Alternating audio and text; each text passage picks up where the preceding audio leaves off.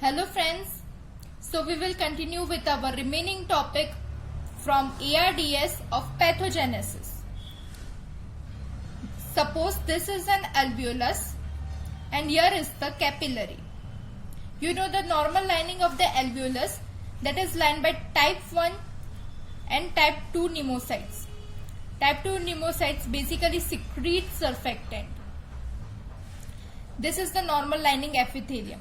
This is the partition line of normal alveolus and injured alveolus.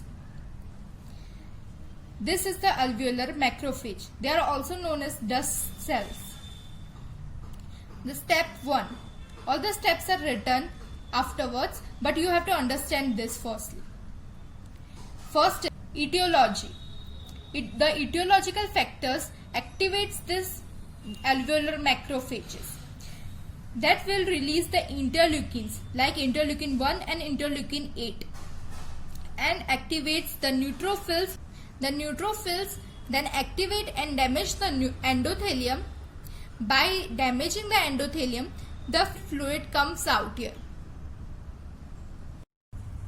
The fluid gets collected in the interstitial space and the neutrophils then enters in the alveolus and causes release of cytokines like platelet activating factor, leukotrienes and protease that will cause damage to the type 1 and type 2 pneumocytes, which are this.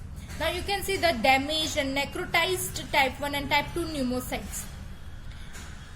This light color hyaline membrane deposition is also seen later on.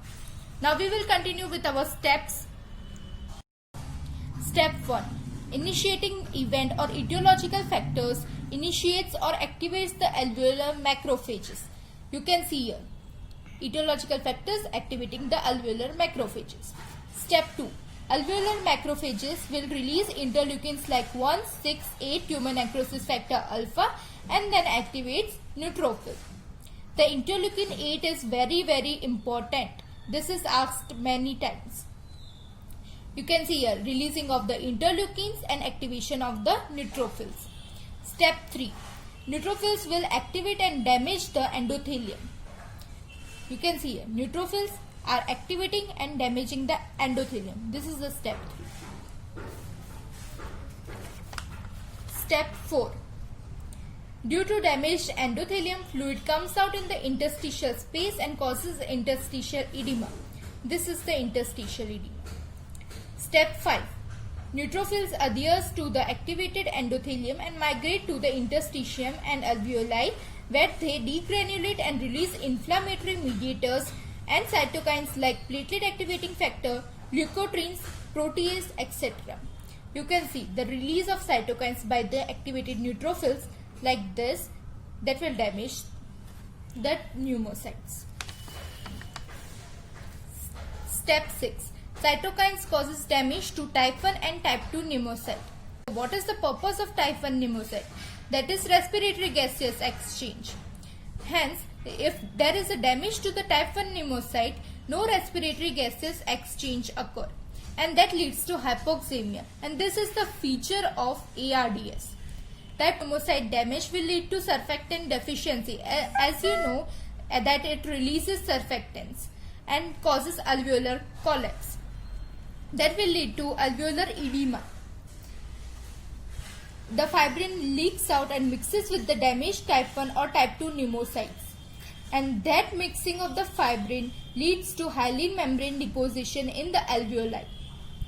After that, healing phase occurs. Later on, alveolar macrophages releases platelet derived growth factor and transforming growth factor beta.